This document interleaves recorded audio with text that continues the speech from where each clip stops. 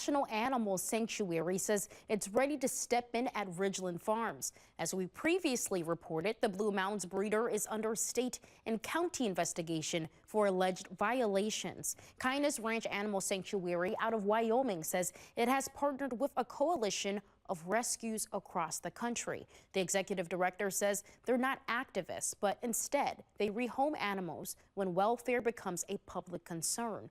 The group says it could help Ridgeland reduce its population of more than 3,000 dogs or move them all if needed.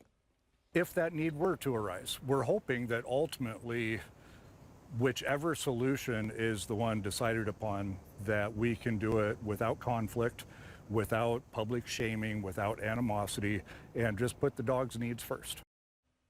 The group points to its experience helping remove hundreds of dogs from the Virginia facility in Vigo before federal intervention. Leaders say they're focused on practical solutions, not judgment.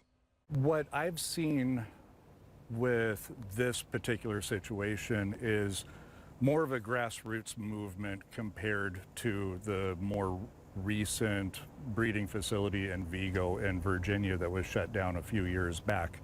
The community has really rallied together and demonstrated that they disapprove of what's going on. The executive director will be in Madison this week to meet with state and county leaders. He says his goal is to have a coalition ready if Ridgeland or regulators decide a large-scale transfer is necessary.